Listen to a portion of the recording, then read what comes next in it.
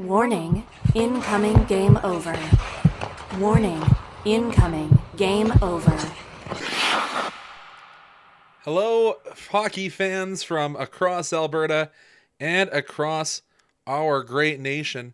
Welcome back to Game Over, a crossover hosted here in Calgary. Joining me today is Graham Mosimann of Game Over Edmonton. You also do the Game On Hockey right now for the Game Over Network, so a man of many talents. Oh, you're making me blush. Thanks, pal. No worries. Very excited to be here. What a fun time that was. Isn't hockey fun? What a fun, good time we all got to have. Oh, hockey is supposed to be fun, is it? Is that what we're supposed to be having on this show? But yeah, that was all in all a good game, but obviously would like to have some more puck luck for the guys in red, and maybe we need to play you when you don't have McDavid or Leon Draisaitl next time. But before we go any further, breaking into this the one. sass on this man. Oh, welcome to the sassiest show you'll ever see in Game Over. As you can tell, we were calling this in our private chat the gay uncle fun stream. Like, you gotta be the fun gay uncle. This definitely is one of the. I think this might be the first time. I'm not sure for everyone on the network, but I know for Game Over Alberta, this is the first time that there's been two queer hosts on one episode, and I think that is cool as hell, especially given what's happening in the somewhat hellscape of Alberta. Anyway, welcome to the Fun Queer Uncles cast, where we get into gender politics and everything. All right, let's go. But I have to throw an ad after that. That might not have been my wisest choice. Sorry, Andrew. But anyways, have you guys checked out our flagship show on the Game Over Network, Hyperdrive Hockey? Hyperdrive Hockey is all things hockey across various leagues in multiple countries. Whatever it is and wherever it is, Max, Daphne, and Kev have you covered for all your hockey news with a steady dose of fun and fan engagement. You can find Hyperdrive Hockey on the @Game Over Network YouTube channel or wherever you listen to your favorite podcasts on the Hyperdrive Hockey page at the Game Over Network, or use your favorite podcast catcher of choice. I'm a Spotify listener. I gotta be honest. I give no ad money to the artists. All right, cool. You hate music, Conrad. You hate music and artists. Oh, I hate everything after a game like today, because we talked about this. Maybe the Flames just need to have really long and boring ceremonies at the start of every single game. Not that the Backlund ceremony was boring. It was actually a pretty good ceremony. But maybe we just need to start the ceremonies like with every game, so the opposing team goes to sleep and the Flames have that extra half an hour to wake up. I mean, it might be. This is one of the rare examples this season for the Edmonton Oilers that they actually showed up and capitalized on a team being really sleepy. The number of times the Oilers have been scored on first and had to come fight back is just And so jumping out to a lead 40 seconds in, where literally the first note I wrote down, the first thing I wrote down was Dan Vladar, NHL goalie, was from an Oilers perspective very nice to see. Not the 950 Dan Vladar we saw to start the season. Yeah, well, that was unsustainable. I'm shocked. I'm amazed. Shout out to Matt, who's already pointed out in the chat, Skinner picked an annoying time to remember how to goalie. He did pretty good. Skinner had a good time. We got to see both Skinners. Both Skinners had pretty decent games, all things considered, for you guys. So this has been a thing I've been trying to catch on. It's not catching on, but that's fine. I'm trying to get people to start calling Jeff Skinner Armin Tamzarian as the secondary Skinner. Oh my god. Yeah. I mean, I guess in this case, since Stuart Skinner was the first Skinner, he'd have to be Armin Tamzarian, as it played out in Simpsons fashion. But it's fine. Either way, Jeff Skinner had a really nice, good start to the game, too. But yeah, Leon scoring in the first 20 seconds kind of set the tone for this one for me. I'm glad we battled our way back into this, because I was going to actually open this show up. I don't know, did you watch on the previous network, the Game Over 1.0, as some people are calling it? I watched a couple for sure. Do you remember Audie? I do remember Audie. A certain accessory he used to bring out. Yeah, very good. I was ready for that after these first 2 goals by Draisaitl and Skinner. Like, I was full on arts and crafts mode. Yeah, you saw the pictures. I sent them to you. And see, that's the thing I don't. So this is a losing. This is the losing game for the Flames. Yes. As the Oilers pick this one up, which is good. But when a team is bad, if there is a game that is fun, for me that ends up being the bigger takeaway. Then we lost again. You're gonna lose a bunch. So we are gonna lose a bunch. Team. We are not a good hockey team, but the way that first goal goes in with 3 guys puck watching, it's like the UCP watching for trans policy. They're all watching the trans policy and not any of the other issues, and not paying attention to anything important happening in the province. Yeah, of course. Why would you? Yeah, that was a lot. Leon, I don't know how many times in his career has been that wide open in front of a goalie to put can you put stank on a backhand? Because he put some friggin' stank on it. And it was an FU goal over the shoulder of Dan Vladar. And then the Skinner goal I thought was a really nice example of one of the things that I think makes Jeff Skinner so good as a player. And it's his edges. Yeah. You watch how that man skates, and because it's Tage, his mom was a professional skater, right? I think it was Tage Thompson Tage Thompson. Either way, Jeff Skinner, you just watch his edge work, and he's so great at making sure his skates are in the perfect position for his body to be perfectly set wherever the puck is. And if his skates were angled a different way, he wouldn't have been able to come back and reach around the pad and kind of tuck that goal in. It wouldn't happen. So I was really excited to see that from Jeff. Although the other note I had after all that was for kind of like a Flames defensive story here. They're great when they're like focusing on one thing. Yep. But as an NHL defense core, you can't watch one thing, and then it all goes to hell. And so I think the Oilers really milked that in the early part of the period. And like Kevin Ball did a great job turning Zach Hyman, and had his back to goal. So I'm like, oh, they actually managed to stop the offensive breakout, and then Rasmus Andersson somehow a step and a half behind Skinner, and as you said, just highly skilled to find that puck between NHL Dan Vladar. But yeah, great way to start. I was pretty down in the dumps after that, but Flames at least made it interesting. That Anthony Mantha power play goal was We saw the good half of Anthony Mantha today. That was a weird one. I want to park officiating for the second segment of the show, coming up in just a sec. But I'm really curious, like for you, the Flames were able to come do a really nice kind of pushback in the third period, or in the late in the second and in the third. What do you think it is that helps? Because when the Flames, from my perspective, like get playing simply, it's when all the other garbage seems to float away and they can just focus on doing a thing with a whole lot more effort than a lot of other teams do. And that's something where the Oilers can get a little like iffy, being like, you're trying. What is it from your perspective? Because like I thought there was a really good showing from Calgary to kind of fight to get that game back. I don't know. I think it's something in the floodwaters that washed through the Saddle Dome back in 2013 that have just somehow washed that late period magic into that ice surface. I can't accredit it to one thing. Of course, the Michael Backlund was a factor in that power play goal. His line is always such a steadying force for this team, whether that goes back to the 3M days of Backlund, Frolik, and some guy who wears number 19 in Florida now, Matthew Tkachuk. Like, whenever that line with Michael Backlund at the center steps to the ice, things do just get simple, and I find that kind of as a brain reset for a lot of these guys. Somehow I wish it could just jolt a little bit more into Anthony Huberdeau than it seems to. But that's what I would attribute it to.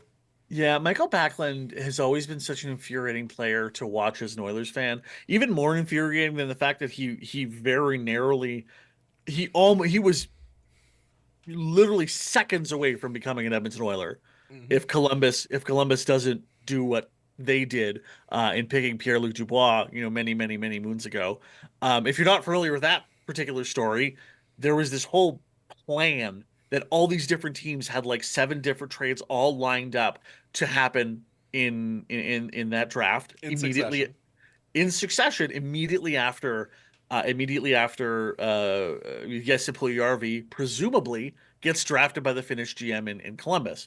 Columbus pulls a left-hand turn drafting Pierre-Luc Dubois, and the Oilers and Flames at that point had a trade in principle to Oilers were going to give up a bunch of stuff. Michael Backlund and that first was going to come back to Edmonton. I think a bunch of Edmonton prospects were going to go to Calgary, and then the Oilers were going to draft Matthew Tkachuk, and the Flames were going to draft Jesse Puljujarvi, or not Jesse Puljujarvi, that other guy. One who ended in Ottawa. I think so. Don't remember, but that guy. Yeah. And then there was also a trade for PK Subban to go to Vancouver that got nerfed because of this. It was crazy. Anyway, Michael Backlund is such a criminally underrated player for I think anyone who isn't a Flames fan probably doesn't recognize exactly how good he is and how much of an effect he puts on every single game when he steps on the ice. What's the award that everyone says he should always win and always gets the bridesmaid, the most defensive offensive player? Oh, the most defensive forward? Yeah. I'm gonna look it up now on the fly because I makes know. for a good show. We're so great at being pre-prepared for our talk segments. Forward. Oh, this is the worst. But for those of you who haven't watched Michael Backlund in his 1,000 games, the Selke. Yes, yeah. he's always mentioned in that Selke conversation, always around it, but never quite picking up that piece of hardware. Yeah, it was. I think the Flames are. I like their stick-to-itiveness. I really, really, really did. Our pal Avery. Popping up here. There's a lot of nixed wild trades in recent Oilers history. In an alternate reality, PK and Wayne Simmons are Oilers. Yeah, that is a great point, Ave. The for a team that's had some incredible trades and then absolute garbage in the last number of years, the number of almosts for this team or for the Oilers anywhere, bonkers. And I always tell this story when we're talking about strange trades. We've gone off the rails completely. This really is the Fun Uncle show. We were supposed to still be doing the game recap, Graham. But that brings me back to a reminder that one of Oilers fans' least favorite Flames of all time, because you absolutely destroyed Alashemsky every time they ran into each other, Robin Regeer, do you know that he was future considerations in the trade that brought him to Calgary? What? No way. He was future considerations in the Theo Fleury trade coming out of Colorado. Oh man, that's crazy. Future considerations infuriate me. What a stupid. Do you know why he was considered the future considerations? Because he was in a car crash, and the doctors didn't think he was ever going to play hockey again. Oh my god, good for Robin Regeer then. Even though I hated his guts as a player. Oh, he was the greatest stay-at-home defenseman. 18-point career high in his rookie year. Stolid. Absolute. Sounds about right. Absolute unit. We'll get back to the game in a sec. We have another segment coming up, but I think you have an ad read, my friend. I do. Let's just go through the last 3 games that we've kind of glazed over a little bit. Igor Sharangovich, assist from Kevin Ball. Nice shot. All you can really say. Too many layers of traffic. Zach Hyman with the power play goal. Gets Draisaitl his 2nd assist of the night, as well as Nugent Hopkins. Then the empty netter from Matthias Janmark, his 1st of the year. Assist to Draisaitl and Nurse. I want to park a thing about Matthias Janmark for the kind of third period where we're going to get a little silly. So I want to talk about him in a bit. A little silly, says the man wearing the Grey Cup hat. Hey, CFL is playoffs this weekend, baby. Okay, let's go. I'm even wearing an Elks shirt. So I'm wearing a better shirt, but that also will play in later. Oh yeah, I haven't got my merch order in yet. I'm working on it. But anyways, Game Over Network is an independent production focused on community, inclusion, and quality people. Inclusion, for anyone who's confused why we've got the flags behind us. If you're interested in supporting the Game Over Network, we have crowdfunding options available down in the doobly-doo, the information section below us. You'll find a link to the Patreon. We're also working on a page through LaRouche, our crowdfunding platform for companies originating in Quebec. For LaRouche, we're aiming to raise $15,000. If we hit that goal, we'll gain access to a lot of government grants that allow us to employ more people. If you have any ideas what you'd like to see as giveaways from these crowdfunding efforts, let us know in the comments here on Twitter, Instagram, the YouTube comments that come after the live chat. And we also got a Discord server. So check us out anywhere there. And we will get back to you on our crowdfunding efforts. Oh, I'm on the wrong screen to change things. Quick, Conrad. Make it work. Do the thing. Do the thing. Period 2. Hey, we got it. Doing better than some of our full-time for our returning hosts. But anyways, we were going to talk in period 2 about our officiating and how we felt about them this game. And I can say, I don't think either of us came away feeling warm and fuzzy from the officiating in this match. Which, from the NHL perspective, is exactly what you want. Both fan bases are angry, and so they or at least us as hosts are angry. I don't know if I haven't surfed through Oilers Twitter yet. I mean, it's always kind of a tire fire, no matter what happens. But everyone's pretty cheery tonight. But yeah, the officiating in the NHL has always been a problem. Not in terms of the quality. I think the quality you can't really change. The consistency can. You can just do the same thing you did the game before. It is not hard to do the things you've already done. Like, where are you at on the Anthony Mantha tip? Because I think with the angles that they are given, it's very hard to judge. I understand parallax angles better than maybe any fan in the hockey world should after 2004.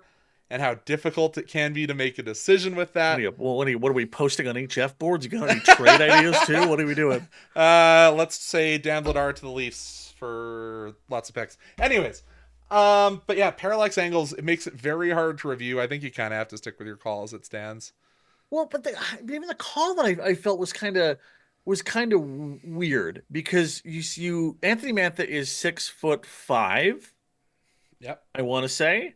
And I think it's 6'4" officially. And then on skates, you add another couple of inches. Mm-hmm. So an NHL hockey net, having stood by many of them, it's 6'4". That is the official dimensions. And he tipped the puck at his shoulders. So by math, it should be above where the line is it not? Am I crazy? Was he slouching? I think he was slouched pretty big, but I just don't think there's any winning here. Like, I'm going to be real honest. Like, I think the rule as written and how we can view the game of hockey, unless we literally have a camera straight across the ice, level with the crossbar, we are never going to know. Why don't we? Why does because the NHL doesn't want to pay money?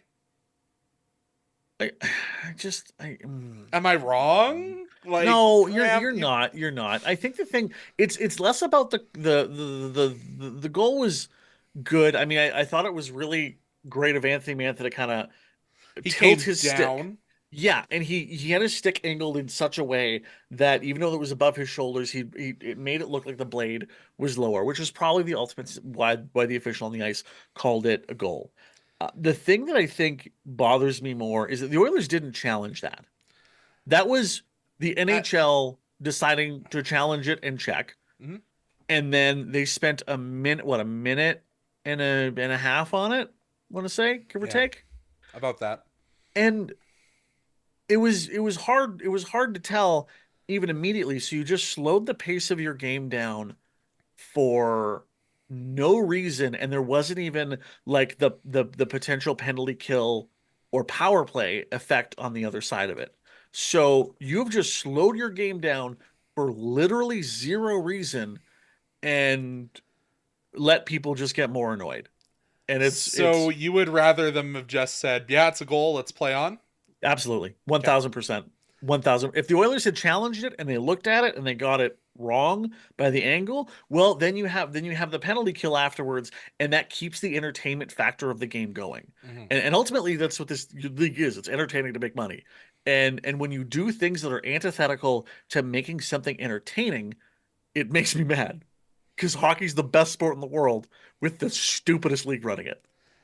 Yep. And I will say we had a pretty veteran crew of officials. I did open up scouting the refs. It was Kyle Raymond, who has over 1,000 games officiated, and Chom Chmielowski, who has over 500. So this is not a young officiating crew. Yeah. So and part of it. I mean, I'm going to imagine it was the War Room in Toronto that called it, but it just especially when it's called from beyond the level of the NHL, um, put a time limit on it. Like make it 45 seconds. If you can't instantly like see pretty quickly that there was a mistake made, then stuff like that is, I think, just a part of Yeah, hockey and baked into every other level of sport. And it's the same reason why I think the offside review should be done with, but that's my soapbox. I understand your point of view. I also understand people want to get it right. When other sports are potentially going to robot umpires in the next 5 years, and Oh, we still oh barely. my guy, do not get me started on robot up. Oh, They they'll have to come to the Edmonton prospects first. uh yeah, are the prospects going to exist anymore? Who They're cares? they're Go River. going. They're out of town. They're just Sure. moving to St. Albert. Go Riverhawks. Hey, let my Okotoks. I took down my Okotoks dogs banner, but let my dogs win the league every year and have the best attendance in summer ball. But anyways, the officials, it's hard to call that one back. Also, a lot of the sticks that made contact with faces instead of with the puck, I thought today were kind of confusing. Yeah, the standard on, like, it should be, aside from a puck over the glass, the most basic call you can make is a high stick. It draws blood. 4 minutes. Rasmus That's it. Anderson puts his hand out and says, that is blood." You could see it on the camera, like he Yeah. pulled it up, and there was blood like on his teeth. Yeah. Did he? Did it, I don't. I mean, think anyone's wrestling heels here. I don't think there's WWE. I'm blading to get a. We're not hiding ketchup packs No. in our teeth. I So- don't think so. So the fact that like it appeared, I'm not 100% sure, but based on the broadcast, it looked like they were saying that Ekholm had to get off, and they were gesturing towards a cut on his face that he had to get glued up. So when that high sticking gets called, and it is a 2-minute penalty, and then you were sending the player off who took the skit to the face, and saying it's a 2-minute power play, but he has to fix his wound. What the heck are we talking about? What are you doing? And so the fact that a few minutes later you have the most blatant of makeup calls in Rasmus Anderson clearly bleeding, but you're only calling it a 2-minute power play. Like I mean, I guess in the end, grand scheme of things, it evens out. But like 4-minute power plays are intrinsically exciting. Don't take them away. Yep. We're on the same page on this one, aren't we? I think we're on a similar page on that one. God damn it. At least we can't disagree on everything. Just because we're from Calgary and Edmonton doesn't mean we can't agree when we're both right. My best friend in the world is a giant Flames fan, and I've worn a Flames jersey for him specifically on occasion. So I think that might have to be one of the bets for the Game 3 when we come down, is having to do the show with the other team's jerseys on. Let's do it. Heck yeah. Shout out to Anand in the chat, and Dale. No blade jobs. I don't know what that means. That's a wrestling when they pull out the razor blade and actually cut themselves. It was called a blade. Oh, geez. Yeah. See, this is why I need Peter here. Well, so I like wrestling. It's just been a long time, and I've had so many concussions. I forgot about all the fun stuff. Do we also get to talk about our concussion history? Jeez, we have so much to talk about. Boy.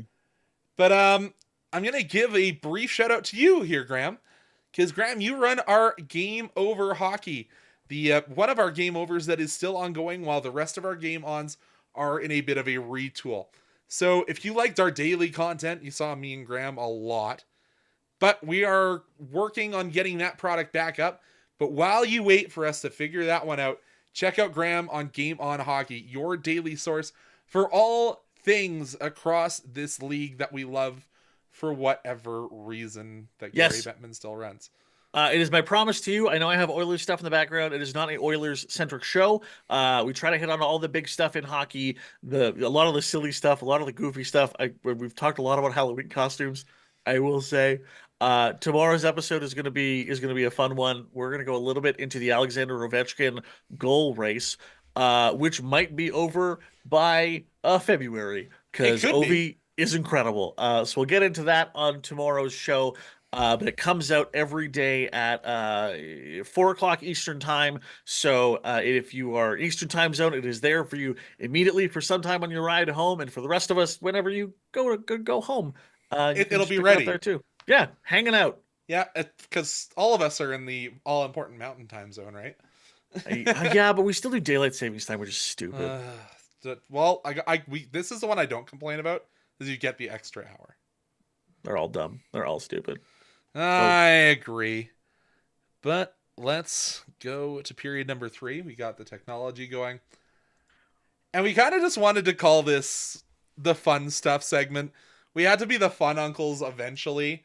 So I'm going to start us off with, oh my god, that Ryan Lomberg interview post-game of the Flames' previous affair where he comes out, doesn't have a shirt on, doesn't have track pants on, just in his skivvies.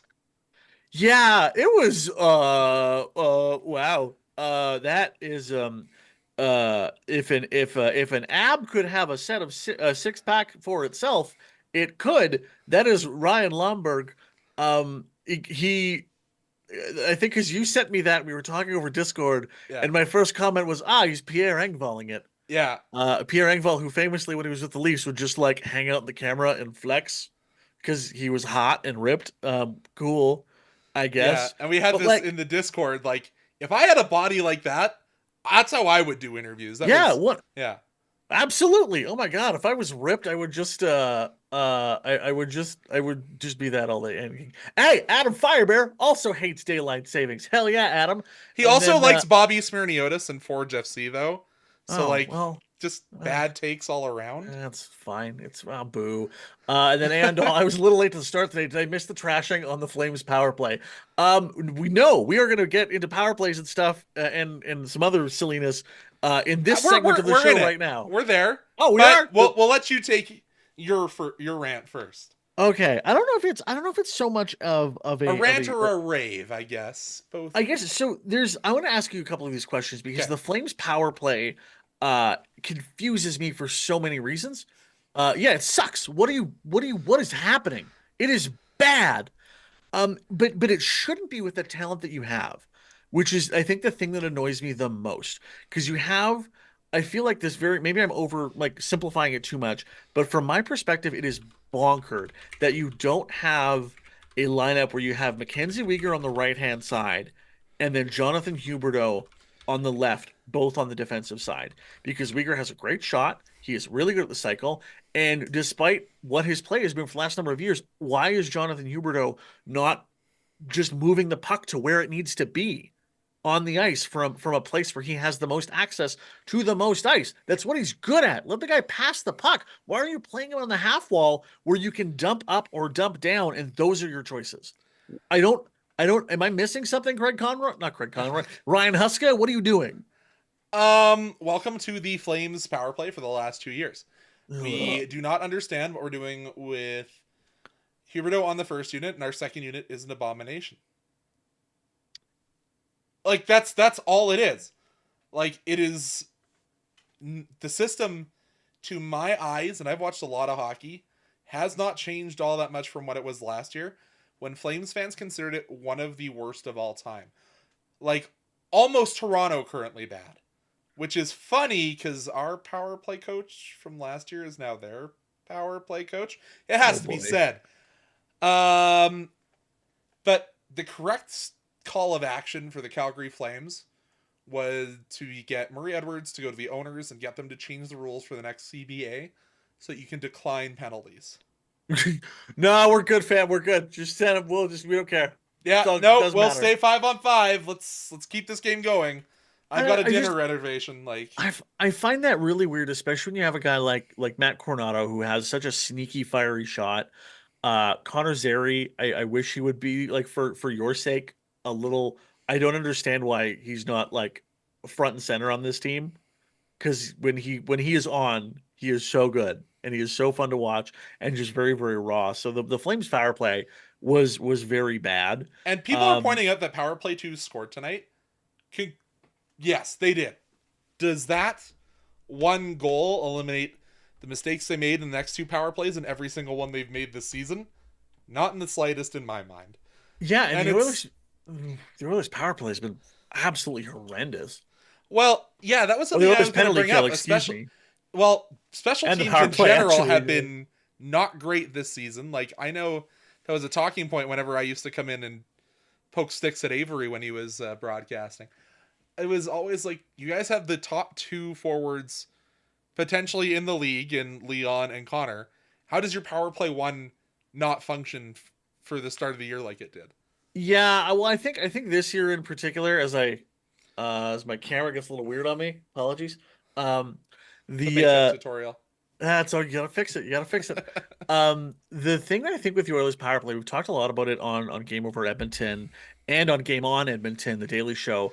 The thing, why is the Flames why is the Flames power play that? Whose shot do you fear in the Flames power play? No one. That's a good point. Matt C. PP2 scored tonight. But it was more funny than anything. Yeah, so the Oilers power play being bad, I think comes to an issue that is plaguing this version of the Oilers specifically, is that they're so hyper focused on kind of getting to the playoffs and just winning when you get there, that I almost think they're trying to go a little too hard to default to Connor and Leon. Yeah, because that was what I was going to say. Is it decision paralysis? Do the other 3 guys on the ice just say, I'm not 97 or 29. What am I doing here? Get it to them. I don't think that's a far off thought. Because the thing that will drive me nuts is that they'll end up overpassing. And Ryan Nugent-Hopkins has always had this as a problem in his career, is that every time Nuge is on the ice, there's always someone that's a better scorer than him, whether it was Jordan Eberle, whether it was Taylor Hall, whether it was Leon and then Connor. He was always defaulting to passing to someone else, and that takes away from the shooting talent that exists on this version of the Edmonton Oilers. Nuge has a great shot. He has the ability to score. Jeff Skinner, automatic 30-goal scorer every year, and he's almost exclusively a 5-on-5 scorer. Victor Arvidsson, when he's not hurt, count him for 30 goals. So you have all these scorers, and it almost feels like there's too much abundance, and you don't have players. Maybe they're not empowered enough from the coaching staff. Maybe they're not confident maybe enough? or maybe not confident, but maybe they're not selfish enough, because it's that kind of hockey player mentality of be a part of the team, get it to the best players, do this, do that, do the other thing. That team, between the decision paralysis of having more scorers, and combined with the fact that I think people have really figured out that, like, it's been 10 years now almost of the Leon spot. Like, they've figured out how to move him away so he doesn't get the ideal shot off.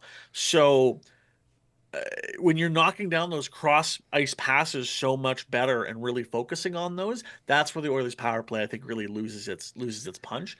And I mean, the power play was good tonight. You get something back a little bit, or the penalty kill was done a bit tonight, except for that one goal. But again, it was scored with 4 seconds left, so you kill off most of it. But, like, look, the Oilers still have the 26th best power play and the 32nd penalty kill in the National Hockey League. The Flames should have scored on those, and they just didn't. I do have to say, I have to apologize to Adam Firebear. His icon, when it's in the YouTube chat size, looks like it's Hamilton FC's head coach, Bobby Smirniotis. But no, that is his lovely smiling face. Had to go to his profile. I apologize, Adam. So, but yeah, it's weird. It's weird seeing that both of these teams didn't seem to read the scouting report. Yeah, I think so. And I mean, the Oilers are still putting things together a little bit. I mean, without 97, a lot of things have to change. Which is fine. Because all the Oilers has been crummy this year. Figure out all your gunk around Connor without him. Figure it out over the next 2 weeks that he's gone still injured. And then when you set off on your East Coast trip, beautiful. Let's go. Let's run. I'm curious to hear your thoughts on this. I've always been kind of nervous about the Oilers defense and assuming we can kind of score ourselves out of it. It is not a good night when I'm like, man, Brett Kulak was really good today. Heck yeah, Brett Kulak. It's not a good thing for a hockey team that has Stanley Cup hopes when you're going, yeah, Brett Kulak was good. However, there is one person who I thought was invisible today. That is a good thing. It is the man with the Egmo-shaped head you've ever seen. Number Ryan 25. Huska? Oh. Darnell Nurse. Yeah, He's Darnell, he I was thought Darnell had a invisible, really nice game tonight. which is better than most.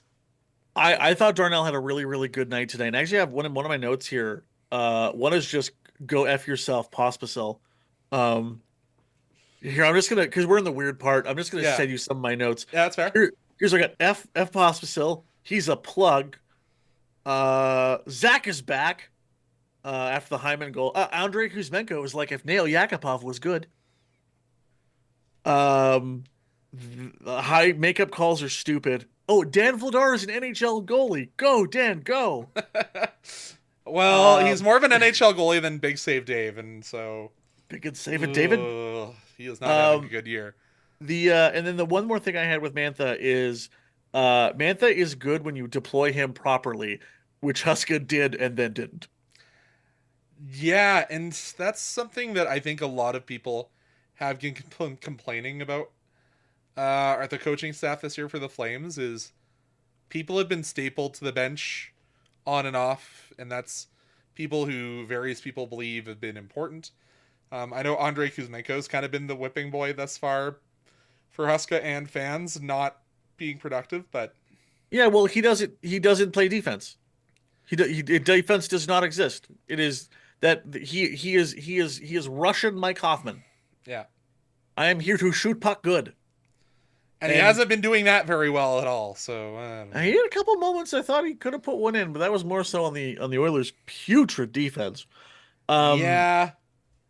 And as we said earlier, Stuart Skinner just picked the right game to remember that he's in the NHL. He has the ability. He's good, man. It's going to be him and Sam Montembeault leading the way at the Four Nations face-off. Oh, boy. I hate that so much. But I have a question for you since we're in this stupid period. Yeah, let's go. How do you guys get better when number 91 is eventually available to return? Ooh, that's really interesting. So I think that actually ties into something that I have about the Oilers defense. How we get better is that we have a player who has the ability and desire to move other players.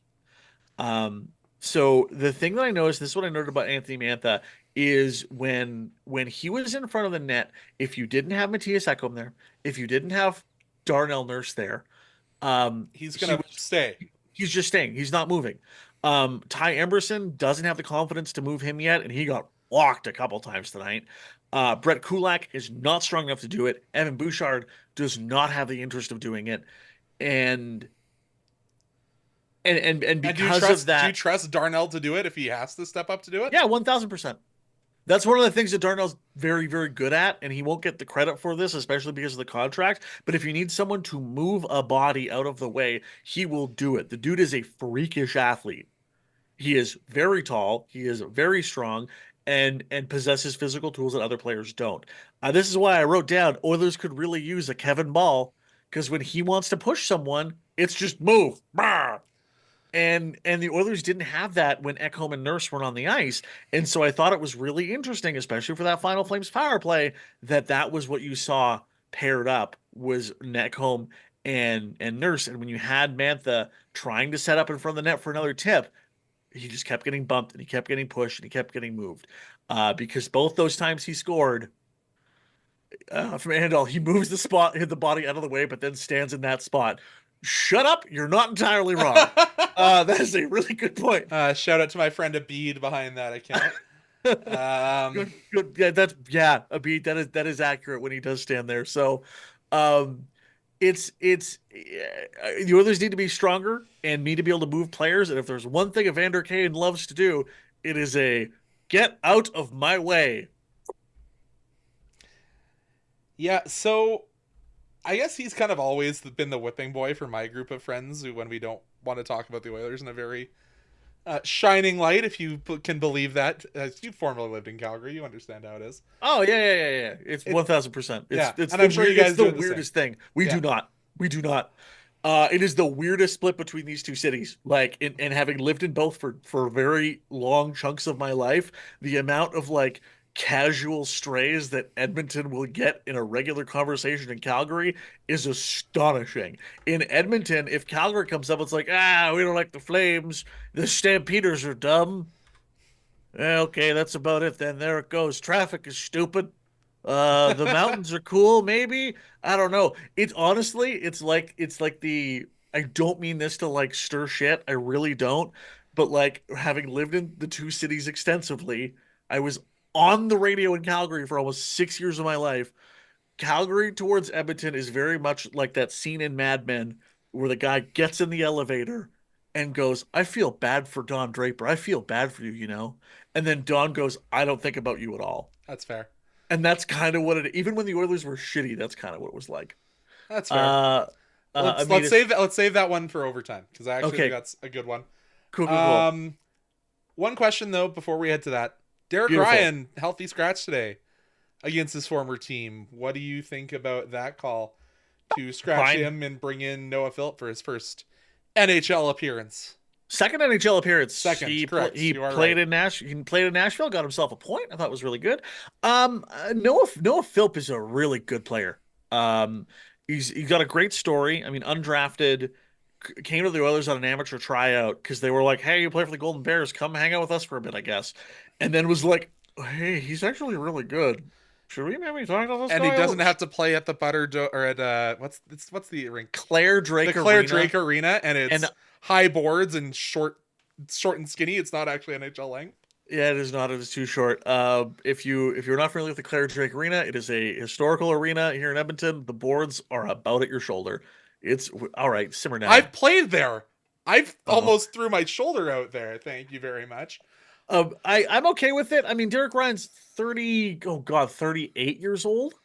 I'd take Derek Ryan on the Flames in a heartbeat. But you're also playing what Vlasim Pospisil? Like that guy's not an NHL player. That guy sucks. Oh, okay. Marty Pospisil is great. Thank you Marty, very much. yeah, no, that guy's a bum who does not know how to take care of a stick. He sucks. Okay. Go to the Getting Wranglers. a little testy here. Go to the Wranglers. Getting a little Marty. test. This is what I have to say to that. Where is it? There we go. Game Over Calgary merchandise. I am hit. You're hidden, and you don't have any merch yet. Haha! Take that, Edmonton. That's really rude. I am full-time employed. That was really hurtful, Conrad. Wow. Oh, okay, that's fair. I got fun employment's great. Trust me. buy merch. We need it. But yeah, the Game Over merch, as you can see me spotting here. What better way to support something you love than by rocking it as clothing? Just like me. Whether it is the nostalgic pull of the retro skater design, whether you want to make a statement with our established design, which is what I'm wearing, it's got it on the back as well, which is currently on sale, or you want to share your love for goalies as long as they're not named Stuart Skinner, you can go and get the Live and Die by the Goalie design, or if you just need another coffee mug to get through the winter, we have you covered. Designed by Brody from Game Over Winnipeg. Use the QR code on screen right now to help us rebuild local sports media across Canada by repping the community. Graham, you weren't muted. Oh. Warning. Oh my god, and Incoming Game Over. didn't turn the intro off. Well, Well, I'm sorry. it's gone now. I didn't realize I could peanut gallery my way through this one. Yeah, That jumps up. what have we been doing this whole show, Graham? Like, let's be real. But anyways, this is where the true peanut gallery begins. We've got a couple really great questions in the chat, but I want to start with one that I think is fun for us in our social media department. If this season for the Oilers was a Taylor Swift song, what would it be and why? Ooh, that is a great question. I am going to go with. It doesn't have enough stank on it to be off of Reputation. Do you want me to go with my choice? Yeah, go with yours because I have a thought, and then I will have the one for Calgary So, also. with in my it being Calgary, I had to go with something off the Red album, specifically Taylor's version. I knew you were trouble when you walked in. I knew with that first 5-game winning streak, I would have my heart broken by this team at some point. I knew the trouble was coming. I didn't know when. I didn't know it would always be when I'm hosting that the Flames would lose. But I knew you were trouble when you walked in. It was a fraud the whole time. Great song, great song. I thought that 4-game losing streak would have been. Oh wow, maybe this team isn't good. That would It have been a tip off. is. It is. That's when the shame I, on me now. I'm gonna go with.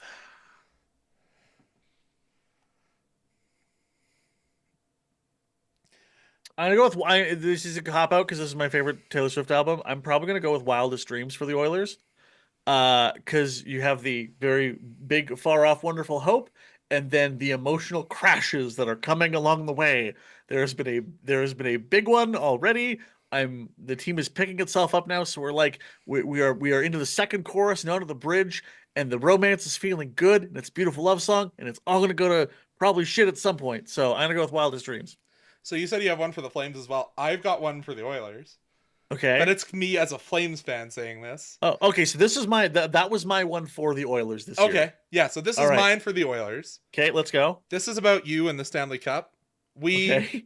are never, ever, ever getting back together. Was how I felt at the start. I don't think that's true anymore. I think you guys have really bounced back from what was a slow start.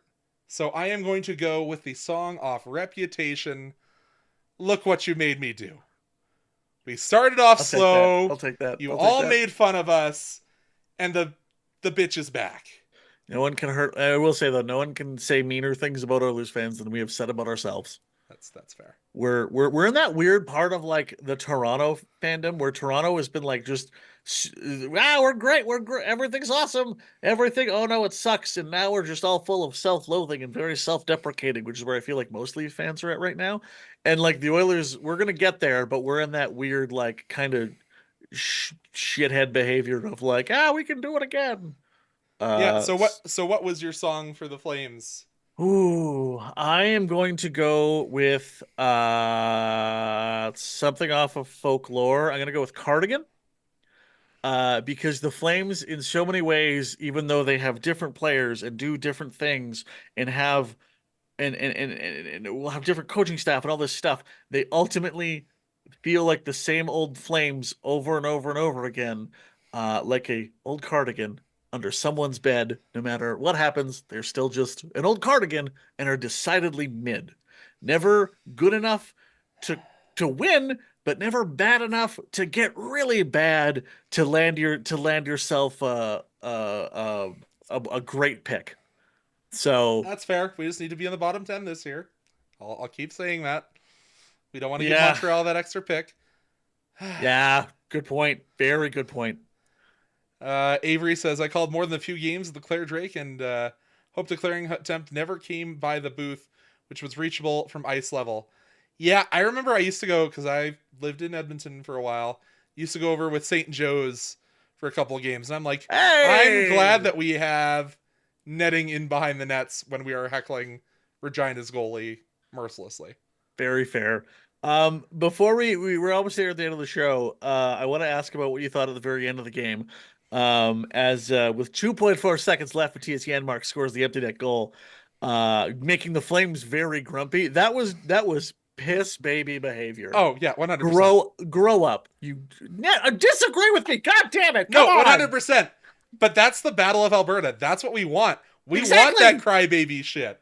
No. I will live for that. Okay, see, and I saw it and I was like, guys, you got to grow up. Like, yes, of course he's going to score on you. He wants to score on you. You are the Calgary Flames and we are the Edmonton Oilers. If the roles were reversed, you would have wanted to score too, because screw the other guys. So stop it. Piss baby behavior. Nah, Rocket, own it. Battle of Alberta. Grow up. One last true question from the chat from Abid. Serious question regarding the Oilers. What do you need to see from Arvidsson and Skinner going forward? I wasn't really impressed with either of them tonight, despite Skinner scoring that nice individual effort goal, Abid. It's honestly, for both of them, is extremely simple. shoot the puck. God damn it. Shoot the puck. Victor Arvidsson is so fast, and he can blow through defense and take those chances to get that perfect Leon backhand sauce pass, and he can rifle it. And you know what he does? He takes it around the net and tries to send it back to Leon. I have lost count how many times he's done this season. Shoot the goddamn puck, Victor. Shoot it. Aside for when it comes to Jeff Skinner or Armin Tamzarian, gonna make that happen. It's honestly pretty similar, and that's shoot the puck. When he gets on the ice, he's such a good 5-on-5 scorer. And I mean, Jeff Skinner so far has not been awesome, but like on the season, we are looking at 3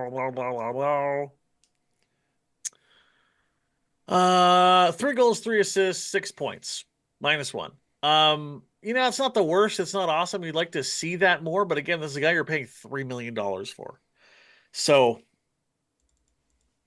I'd like to see a little bit more, especially him with Nugent Hopkins and Hyman. I would like to see Jeff Skinner become the primary shooter on that line, and then let Hyman come in and pick up the garbage.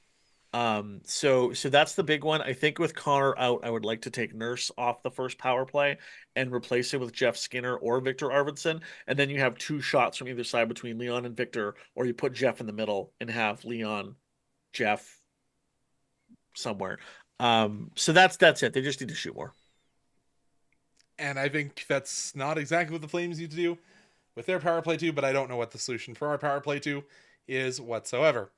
Well, you can go back and listen to my argument with Mike how it should be the kids line. But I think that's all I see in chat. So your next game here on the Calgary Flames channel is not the next one, because we've got another crossover and it's on the road. You're going to have to head over to Game Over Montreal to catch that one. That will be on Tuesday. It'll be Mark and Peter, 2 of the veterans of Game Over, going head to head. And I love Mark. Mark's so funny. So then we will be back again on this channel on Thursday when the Flames take on the Bruins. You'll see Matt and Anand taking that one down. And if you're a fan of that team up in Edmonton, they play again on Monday. All I know is it's not Avery doing that one. No, it is not. I will say we are us folks at Game on Edmonton or Game Over Edmonton. I love everyone. We love the Oilers. I think we're all very we all put different shows on the network that is very fun, and I love that. We are so bad at scheduling. Yeah, when I have to knock on the door in the Discord proverbially, like, guys, who's on with me? It's okay. I believe tomorrow is going to be Austin. Right, it is back-to-backs. You guys host Nico Heischer and the Devils. See if you can. Indeed. It's a good team. Heischer's been scoring a lot, except against the Calgary Flames. Anything you'd like to say before we go? And just a reminder at the end of the show, I know Peter did this at the start of the last show. If you are feeling unloved, unseen with everything that's going on in our province, you are seen, you are heard, you are loved. Big shout out to those of us who fly this rainbow flag or any of the various varieties of it. We love you. You are important to us. This isn't the end. Yeah, but we'll be a good space. I will echo those remarks and also say it's so nice to be on a stream in Calgary of some sort. I love Calgary so much. I had some of the best years of my life in Calgary. When I moved back to Edmonton, it was out of necessity, not that I wanted to leave. But Edmonton has since become my re-home. So Calgary again feels like second home. So deeply love Flames fans, even though so many of you are just giant goobers. I'd probably include in that list. But thank you so much. I'm more of a dingus than a goober. That's fair. I don't know the difference, though. Oh, hit the wrong video. What is that? That is the Lamborghini. That is... I mean, it's Ryan Lomberg driving a Lamborghini. Good, as he should. Very good. Yeah, okay. Let's get the intro video going before I embarrass myself any further.